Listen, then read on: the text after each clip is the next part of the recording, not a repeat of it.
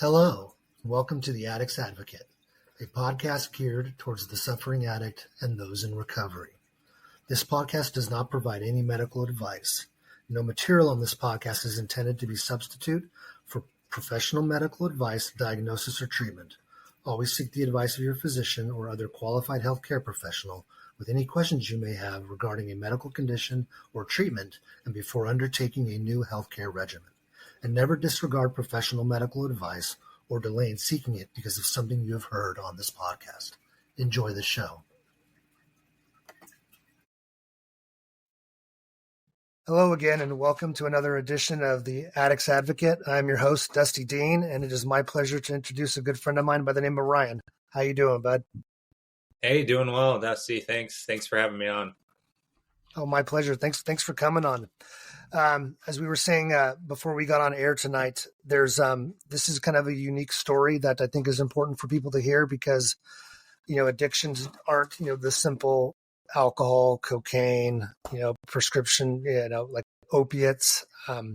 You're dealing with something a little bit different. And I'm thankful that you're on the show tonight so that we can let the public know about what this kind of addiction looks like, as well as, what the recovery process is. So without further ado, I'll go ahead and just kind of let you start it off and give us, a background and how you got to your substance of addiction. Yeah. So just a little background. My name is Ryan Katz. I'm 30 years old. Live in the San Francisco Bay Area. I just moved out to Sausalito. In with my girlfriend, which is a good positive step in the right direction of my path in recovery. But yeah, just a little background in my journey in recovery. So I am an addict. I go to AA, but I identify as an addict and an alcoholic, although alcohol wasn't necessarily my struggle. I think that's always something that I didn't necessarily struggle with, but I have dabbled in almost everything else. I think the main drug of choice that I chose that kind of piqued my interest and helped, at least initially, was Xanax. And I struggle with anxiety. I've always struggled with anxiety growing up. And I think that was just a natural progression to me eventually picking Xanax as my drug of choice because it helped ease, at least initially, it helped ease those thoughts of anxiety, those thoughts of concern, kind of put a warm blanket on top of things. Kind of going backwards, I guess I'll just start how that began. And it really started, so I grew up in the Bay Area, went to high school in San Ramon, California. And everything was normal in high school.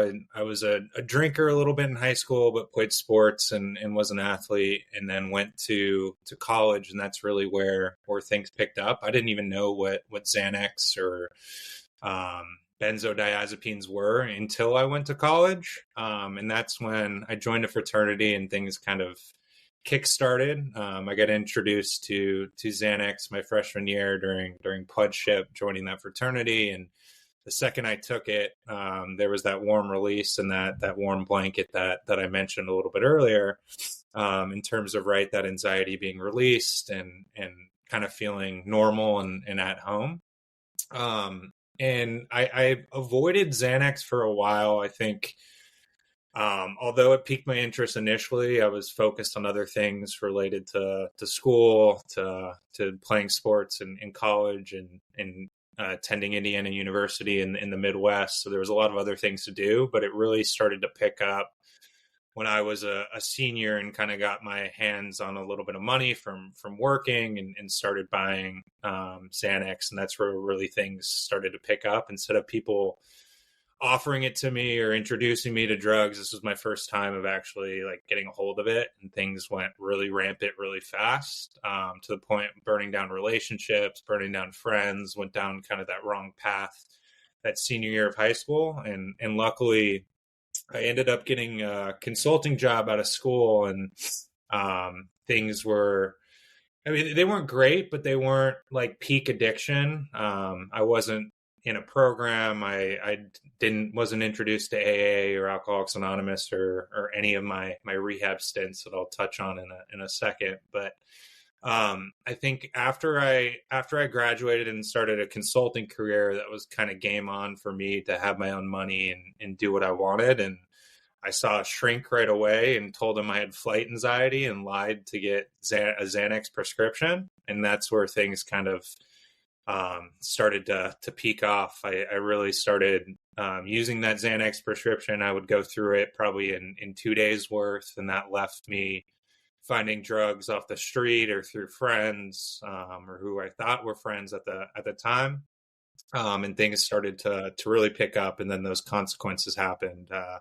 Could go through a list of different consequences, but seizures, being fired from jobs, just complete demoralization was really the name of the game at that point. And that was my first kind of introduction to rehab. Probably a couple years after I graduated college, my parents sent me to Newbridge in Berkeley, California. And that's a mix, for those who don't know, that's a mix of people who are in trouble with the law / people who need help and need treatment. So it's kind of a dual functionality rehab place. And then I got introduced to AA, people in recovery, and that started my journey down the recovery piece, and then bounced between many different rehabs after that. And it didn't necessarily stick. I've had long periods of sobriety here in between. So I had 2 years this last go around, and I'm at 8 months currently. So I know that's a quick synopsis, but I jumped around a little bit. But any questions you have related to that? Yeah, no, I appreciate it. I bet you the seizures must have been scary. Were they scary enough to kind of kick you to get help, or was it just, they you just were, learned to manage them? At that point in time, and especially Xanax being the drug of choice, it kind of gets rid of all inhibitions or all cares in the world.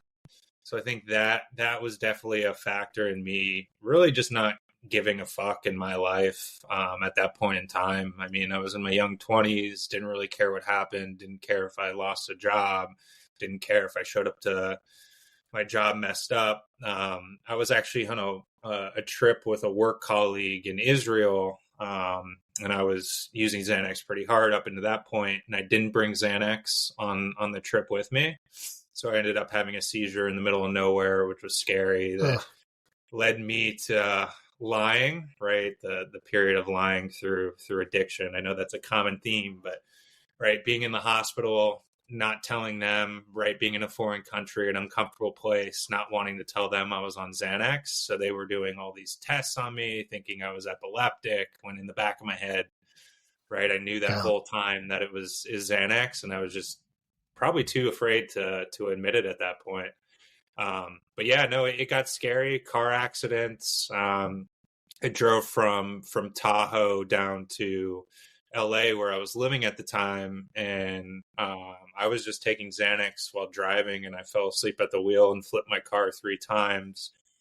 Talked my way out of a DUI. I felt invincible at that point, and it really wasn't until probably my 4th or 5th treatment, and I've done all the treatments: outpatient, inpatient, partial hospitalization. I think in my mid to late 20s, after the same kind of repetitive cycle, get in a relationship, lose a job, have a serious health condition related to my use, start that process over and over again. And then in between those two, right, trying different drugs, anything I can get my hand on, was really my motivation and my MO at that point in time. But it always eventually led to Xanax. So every time I went to treatment, I got sober I got some clean time here and there. And then it always led to me seeking something else out, whether that was Adderall, going on the dark web and buying what I thought was Adderall and Xanax, which was cut with stuff, and kind of the whole process over and over again. Wow. Yeah, sounds like some scary circumstances in your life. That, but I get it. Addiction, we find ways around it, and I think, like you said, right, with an anxiety medication, you just basically like, whatever, I'll figure it out. Yeah. And there was no sense of consequence anymore in your life, right? At least when you were on, right? Um, Hmm. was your family aware? Were they know that you were Yeah. struggling? My family was aware, and they've been very, very supportive throughout this process. I think my mom, I have a close relationship with my mom and all my parents and all my family, but my mom could tell immediately, just by looking at my eyes was always the sign, when I was using drugs or, I mean, drugs in Xanax or any other drug. She could always tell. And it definitely put a hindrance on our relationship. I kind of operated at arm's length because I knew if she saw me, she would know I was under the influence of some sort. But right, they were the first ones in our IOP group too. They always came to family night. They would always go to all the different events that the treatments had, and always went to family night to try and stay engaged. I know they went to Al-Anon during my struggles as well. It was just, I think early on, it was a lot of them trying to understand what addiction was. I mean, addiction is in my family, and they're aware of it. My mom's dad was an alcoholic. My dad's family struggled with alcoholism, and drug use, but not to the extent, of it really impacting their lives. So I think there was definitely a learning curve for them and for all of us, even, right? Like, there was a learning curve for me as well. I think initially it sounded great, but there was always plan B for me. For the longest period of time, there was always, hey, I can go to just drinking, or hey, I can take Adderall to help with work, or hey, I can do this, hey, I can do that. And until I kind of let go of that plan B, it didn't really click. Yeah, you brought up a couple good points. One was the sense of isolation, right? This arm's length, and I would always get extremely busy, right? Just so that way nobody could really interface with me too much. It was a sense Hmm. of that way they wouldn't be able to tell the state that I was in. Um, and and yeah, you isolate because then it always gives you the out, right? You can always go and get what Hmm. you need when you need to get it, right? And Hmm. there's no more accountability. But you bring up something important too, that obviously there was a mental health aspect to this that was really driving the addiction, right? Some people say that, you get addiction and then you have mental health consequences, but it's a circular thing, right? And your mental health was obviously struggling for some time, and you found through your own means just a way to manage it, right? Hmm. And that's what a 100%. lot of us do, right? We're resourceful. How do you feel now in recovery? I mean, I guess even looking back before you relapsed, what do you think is going to make you stay sober now versus the times before? Yeah, and it's difficult, right? Especially with Xanax. I mean, any drug that makes you feel different, even alcohol, it's all the same, but it really numbs out. I really have to learn how to feel things differently, and differently is the new normal, but I forgot what normal was, right? I didn't have 10 years of sobriety, or I don't really remember what normal feels like, because I was using drugs and substances, or some kratom, whatever it was that I could get my hands on. I was using that to feel something different, and that different was to feel not normal. And right, depression and anxiety were those symptoms at first that helped mask it, and it worked for a while. But then, right, the depression gets way worse. The anxiety, you're constantly withdrawing, and then the anxiety's a tenfold, and then you're using even more to try and combat that. I think a lot of right now and early on in this time in recovery too is just trying to feel normal, and normal's different for me, right? Normal is, having to relearn how to process anxiety, how to relearn how to process emotions. Because, I mean, I think they say, right, you're stunted from the first time you use drugs or alcohol.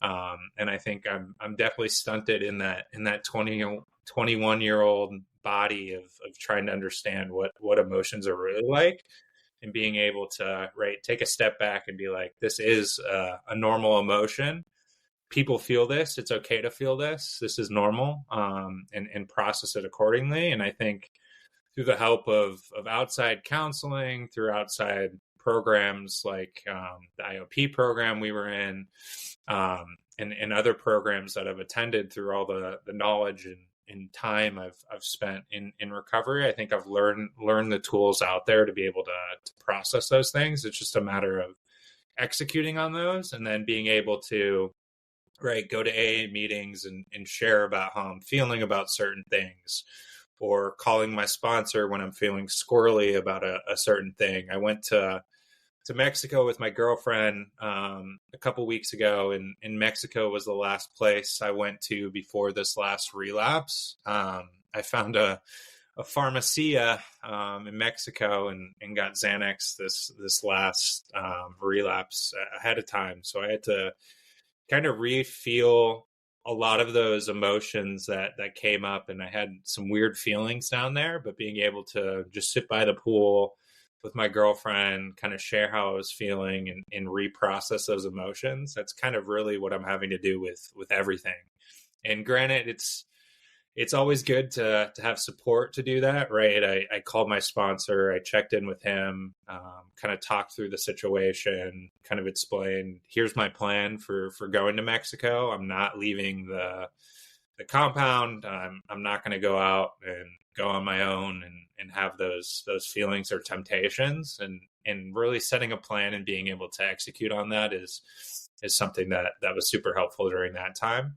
And then, it's a constant battle now of measuring, managing depression and anxiety, and leveraging tools out there like meditation, talking with sponsor, going to meetings, those type of things is something extremely valuable. But to your point, I have to relearn all these different emotions, and it's just a matter of repetition and really practice for the most part. And it's okay to fail. Like, I've had several anxiety attacks at work. I think work was one of my biggest stressors for anxiety, and still is one of my biggest stressors. And I have to relearn how to process those. And if I have panic attacks, I have panic attacks. I think one of the things I shared in group is I've been completely transparent with the folks around me. Everyone knows a little bit about my story, kind of where I come from, how I struggle with Xanax and addiction, especially at work. And that's something that keeps me accountable,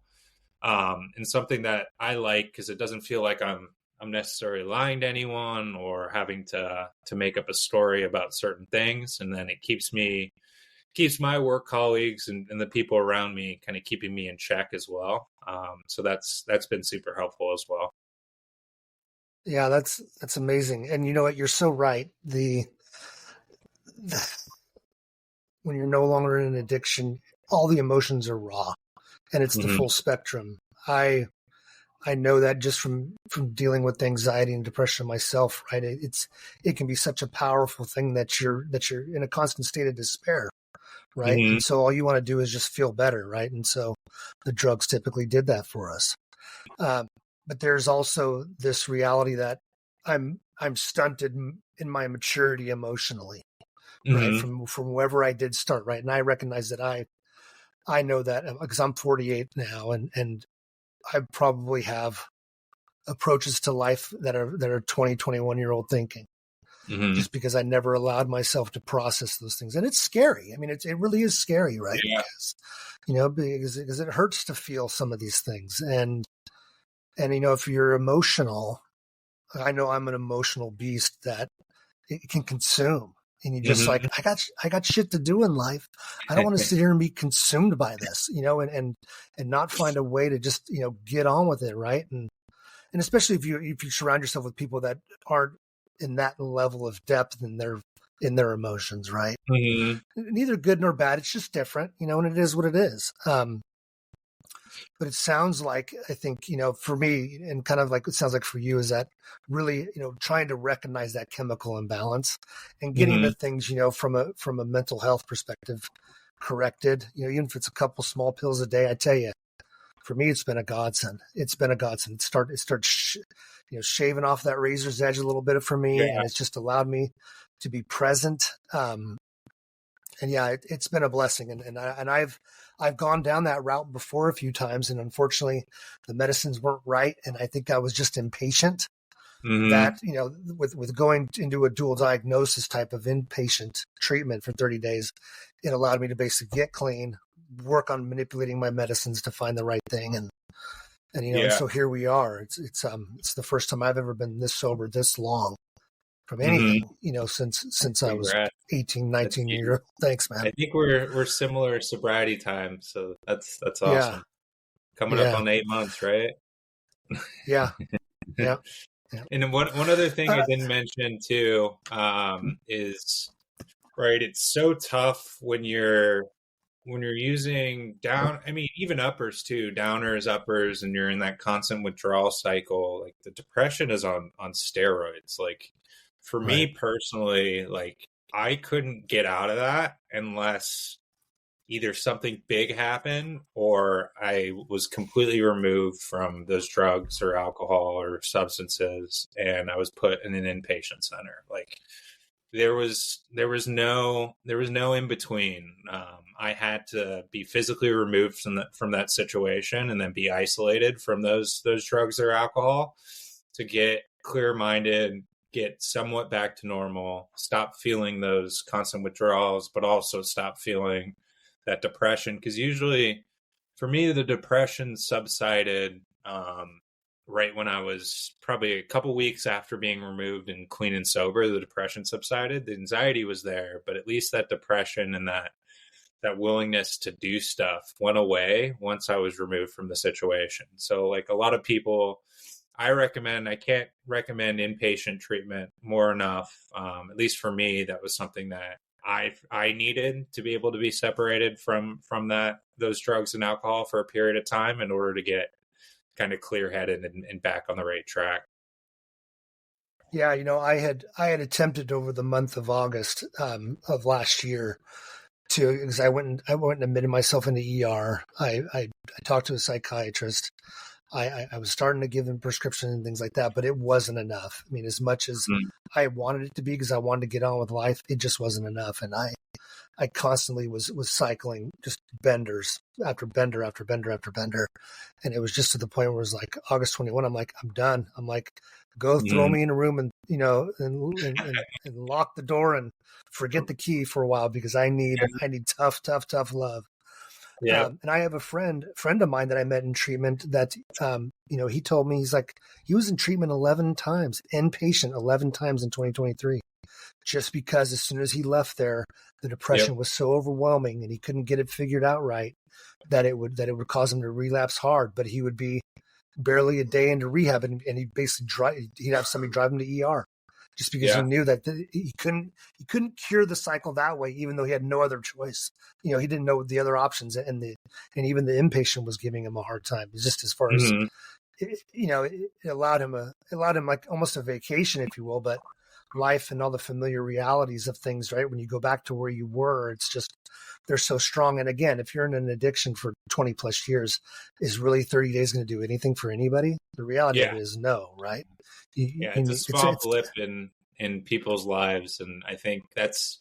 I mean, I've done partial hospitalization, IOP, inpatient, done a sober living environment, and I've done bits and pieces of those each time. I think right this time I tried to do something different with going to inpatient rehab, then going to IOP, then seeing a therapist, then doing AA. So trying to kind of piece everything I learned together and try and do things different each time. And it's not like if you relapse too, you lose all that information either. right, I mean, your time right. starts over, but you're not starting from square one either. So Yeah, no, you definitely can't unlearn it. And I think that's why, that's a slippery slope too, right? Because someone that goes into relapse, they all of a sudden have this massive guilt and shame because they know better in a sense, right? They Mhm. know better, but they still Mhm. can't shake it, right? That gets scary too, because then people can fall off the deep end really hard. And we know it's a progressive disease and, it could end up with dire consequences. Mhm. Um, what has been, what has been valuable to you in your rehabilitation education? What is it that you carry with you on a daily basis, whether it be, simply routines, habits that you've picked up, positive Mhm. ones? What is it that you're doing that makes you feel Yeah. like you're going to be more successful? Yeah, and I learned a lot of this from having a sponsor or working the steps with my sponsor. But what's kept me sober this last 8 months, and then what kept me sober those 2 years that I had was first thing in the morning, waking up, getting on my hands and knees. I'm not a big religious person. I'm not a big prayer person, but trying to get outside my own head, get on the ground and pray a little bit, or get outside my head and say, hey, God, please grant me the serenity, even if it's just the serenity prayer for the morning, or whatever I'm feeling, whatever God or my higher power speaks to me, I'll do that in the morning. I'll also do a gratitude list in the morning. So what am I thankful for? That I struggle with on a day-to-day basis. It's hard to live in gratitude, but it's something that also gets you outside your own self, gets you outside of, right. Usually I want to wake up in the morning. First thing I think about is what do I need to do today for work? But it helps me kind of think of, what am I grateful for? What do I have today? Because my life is really great in today's standpoint compared to where things were. And then I like to do a nightly reflection. So, how did I do for the day? Is there any amends I need to make today? Did I piss anyone off? Do I need to kind of fix anything that um, myself run riot for the day? Do I need to fix anything for that period of the day? And then in that nightly reflection, I get a good idea of how my recovery was for that day. Was I struggling with certain things? Was my anxiety high? Was my depression really high? And usually that correlates to me not going to a meeting for a while. I haven't been to a meeting because I've been sick. And for me, meetings are very crucial for my recovery. I go to Alcoholics Anonymous. And I can tell I'm a little on edge. I'm a little squirrely because I haven't been to a meeting, and that nightly reflection helps me kind of get back on my feet, understand what I need to be doing differently, because it's really a daily battle. And I think I I hate the words, right? It's one day at a time, but it is so true, right? If you can accomplish even just one tiny task, especially early in recovery, right? Even if it's making your bed, brushing your teeth, like all that is something to be grateful for, because I wasn't doing any of that when I was drinking and using. That's for sure. And any small task that puts you in the right direction, puts you being a better person, to me is a success, and a success story, even if it's just something small for the day. So I think it's just trying to do one day at a time, and then leveraging what I learned in treatment with my sponsor with those various things. And then also one of the biggest things too is, and I haven't done a great job at this recently just because I haven't been to a lot of meetings, but is just reaching out to the support network around you. So whether those are folks you met in inpatient treatment, or folks that you met going to AA meetings, it's important to keep connections to like-minded individuals. And I think every time I talk to someone in recovery, especially someone who's in early recovery, it always makes me feel better and makes me feel like I'm being of service to someone else outside of myself. And even, I mean, I've had addiction recently come up in my family. I had a cousin reach out to me asking for help. My stepmom has been going through some stuff. So even just being of service to even people who aren't in recovery is something that can absolutely help, and just keeps you in that recovery mindset to remind yourself that there's something bigger out there than just yourself. But right, without me being sober, I can't help anyone else. So it comes down to, I have to be a little selfish sometimes too, but also getting outside myself is important. No, that's beautiful. And what I think what you become, right, is a beacon of hope. And Mm-hmm. you make the daunting reality of going into inpatient, going through all these steps and everything, you make it less daunting, right? Mm-hmm. It's less scary. You brought up some good points, and you're impressing me, man, because you really are, your bookstone, your book ending your day with wonderful things, right? This gratitude in the morning, these nightly reflections at the end of the day. And gratitude is interesting because I know that for myself personally in addiction, right, everything was about here, right? And then as soon as I basically came out of it, right, I was like, oh, well, this is Mm-hmm. actually not so bad. This is pretty good, right? And you, Mm-hmm. yeah, there's a balance, right? When you're in addiction, right, you're definitely selfish, but when you're out of addiction, right, there's about self care, and I think that that's important. But having the community around you, and recognizing that there's an empathy there, right? There's an understanding. It's invaluable. It really is invaluable.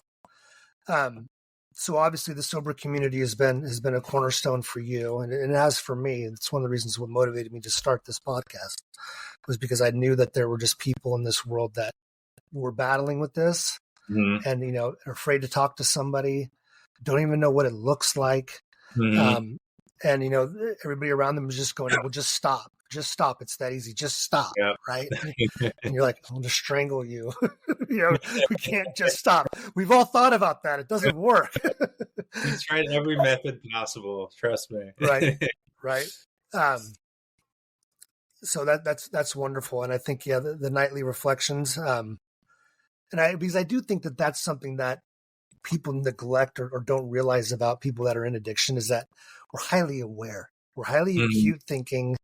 We are, because again, the studies have shown, right, that a normal person's thinking is like 50,000 thoughts a day, whereas somebody that's an addict is like 80 to 90,000 thoughts a day. Yeah. Right. I Yeah. mean, we are hyper aware, even when it doesn't seem like we are, because we've got this voice and this demon constantly inside of us messing with us and trying to help us manage and such.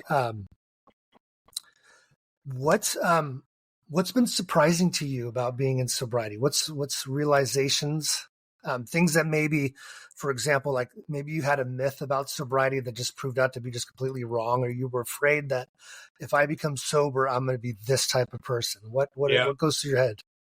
Yeah, my life doesn't suck being sober. I always thought my life would be over if I had to be sober. I couldn't use drugs. I couldn't go out to social events and drink with people and couldn't be normal. I think that's couldn't be farther from the truth. And I know, I mean, even being around work people and being at social events and a lot, I'm in sales, so a lot of what we do is entertain. I think, right, people don't necessarily notice or people appreciate that you don't drink. I think, right, we're constantly those 90 thoughts a day compared to other people's 50,000 thoughts. We're always thinking, right, what are they thinking that I'm not drinking? But that's like the farthest thing from the truth. Like, people respect the fact that you don't drink or don't use drugs. And I've had some amazing conversations with those type of folks. I think also, I mean, being able to do stuff without being hungover, constantly in withdrawals, and being able to enjoy the smaller things in life, right? I was a big volleyball player in high school, so I actually just played volleyball this morning, so I'm able to do stuff like that before it was either I had to get loaded for, and it was a terrible experience and did terribly, or I even had to be loaded to be out and be with friends, be with family, just to do any general task. Was I needed to be outside my own head to be able to do that, and being able to kind of enjoy the smaller things in life, going on hikes, moving in with a girlfriend, and being able to sit down on the couch at night and watch a TV show and actually enjoy it and actually understand what happened and follow a storyline. Just the simple things is something that is I couldn't thank the world for. And granted, everyone who has sobriety has absolutely worked for it, and they should enjoy those smaller things. So I think it's really smaller things in life are a lot brighter, and even the work stress, everything's a lot smaller. Nothing blows up in my face. If something does, it's easily fixable. I had some DMV issues that I would have in the past used over for, right? You had to pay a late penalty for some registration that didn't go through, and that would have been throw my hands up in the air. And now it's just, hey, I get to pay it, and I got to go to the DMV early in the morning with my girlfriend, and she got a new ID, and I got to pay the DMV for more money, but hey, it's the small stuff. So, and then I get to pursue passions, right? I own a car. I have a motorcycle that I work on that I love fixing up and riding and just going around town and exploring new areas. So it's the small stuff that I've greatly appreciated, especially this last 8 months. And granted, it hasn't come without challenges. I think a lot. I could do a better job of. I definitely sleep a lot when stress. I think sleeping is my big coping mechanism or character defect, I think they call it. So whenever I have really high anxiety or I feel a little bit tired, I sleep. But you know what? That's where I'm at right now, and that's something that's okay, and it's better than the alternative of sleeping 5 days straight and trying to figure out my life. And after that, taking a couple hour naps is not a bad thing in the scheme of things. I think once we surrender to what we are and who we are, right, there's this wonderful ability to accept ourselves and the things where before we would be so hard on ourselves about, right? And I think that's a beautiful thing, right? I mean, we deserve to, if we're going to love anybody, we should love ourselves first and foremost, right? And I like what you said about, everything is a little bit smaller. The gravity of things isn't as heavy as they used to be, even, work or, a bill to pay, et cetera. And yes, the small things are pretty awesome. It's, before there used to be like, when can we get this thing over with? Because I need to go and do my thing, right? Yeah. And now it's like, fun. Well, I don't have to, I don't have to do my thing anymore. So that's okay. I'm definitely going to steal your "life doesn't suck being sober." I like that. Life doesn't suck being sober. That's a big one. I'm probably going to snippet that and post it on Instagram tonight. Please. I stole from someone else. That's the thing in recovery, right? I know. I'll put anonymous as the as the quote. Yeah. So you said that you've already dealt with some people in your life who've come to you that or recognize that maybe are having issues themselves, right? What are you saying to them? What's the thing that? Yeah, it's tough, especially when it's your own family. I think there's a big thing in AA rooms that you can't help someone else get sober. So it's pointing them in the right direction and sitting with them, listening to them. I think the biggest thing for me is listening to them, but doing that because I don't want to drain myself out either or trigger myself to lose my sobriety. So I will listen to someone if they're sober or have a period of sobriety or abstinence. Not necessarily a period of abstinence, but I don't want to sit next to someone who's drunk, who's struggling through something and having to try and guide someone who's drunk and trying to get them in the right direction while they're under the influence. That gets tough, and it causes me anxiety to be able to do that. So being able to point someone in the right direction, take someone to a meeting, like I've offered to take my stepmom. I've jumped on a call with my cousin to try and point him in the right direction for meetings or jump on a meeting with them. I think that's the biggest thing is showing them what's worked for me in the past. And it's helped me how to have a period of sobriety and introducing them to folks in the program. And then I really leave it up to them to be able to, take it to the next step to see if they're actually willing. Because I know for me, people pointed me in the right direction. People tried to help me get sober. People tried to force me to get sober, and none of that worked. So I think the biggest thing is understanding that it's their own path and their own journey, but pointing them in the right direction to be able to get that help that they need.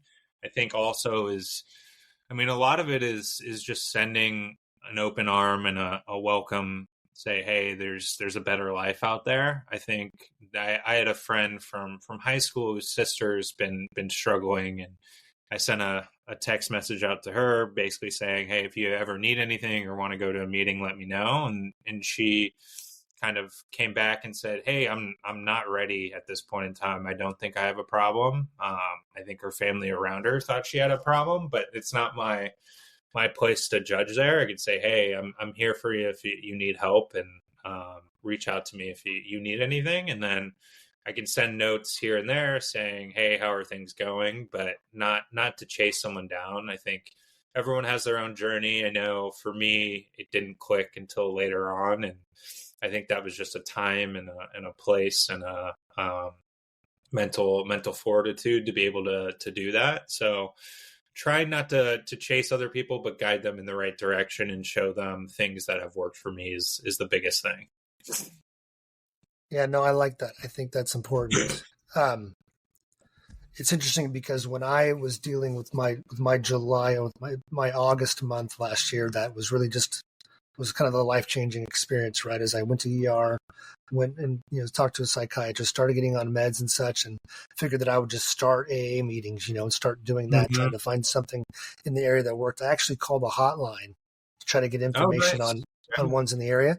And what was interesting was that, and again, I'm not sure I called the right hotline or not, but I tell you that the first thing out of this person's mouth was that the amount of time that you've been in your addiction, she had said that these meetings are really a maintenance for you. You need to do something inpatient. You need to go in 30 days at least and get yourself completely detoxed and cleaned out. And it was profound to me. I was like, what, AA doesn't want my money? It doesn't want me to come and, be, I mean, I thought that's what you guys did, but it was because I kind of denied that reality. I'm like, well, I'm not doing that yet. Right. All it took was another 2.5 weeks. And, and the collateral damage in my life with my family that was happening, that was like, no, you are doing that. So, yeah. Sometimes it comes by force too. And I know for me, I've tried the last time before I got sober this last time, I tried going to AA meetings and it just wasn't clicking. And as I mentioned earlier, right, I needed to be completely separated for a period of time to get my mental health back and everything else back on track in order to get this journey kind of kicked off again. Yeah. And the other thing that was important was, like you said, there are different stages of contemplation in this stuff, right? And you really, people have to get to it on their own, right? You cannot force somebody into sobriety. It doesn't work. It does not tough, work. Especially family members, someone close to you. I mean, anyone for that matter. You wanna do it for them, but if you could do it for someone else, I wouldn't be struggling for it this long. I think I've had good support to be able to help with that, but unfortunately it comes down to the individual, right? And whether they're ready or whether, I mean, hopefully they have the right resources. Something like this is extremely helpful to point people in the right direction and share what's worked for people, what hasn't. For sure. Well, I'll tell you what, bud, I think I've got everything I wanted to get out of you tonight. I appreciate the time. Did you have anything else that you wanted to add? No, I think that's it. I appreciate you having me on. This is awesome. This makes me feel better, and this is a thing for my recovery as well. So it helps me along with hopefully helping someone else. And if someone can leverage this podcast or any resources out there, that there is help, there is a better life, and you don't have to struggle alone and in silence. And this has been great. Good. Well, thank you again, Ryan. I appreciate you. And with that, I'm going to say good night to my audience, and everybody take care. Be safe. Bye-bye. Thanks.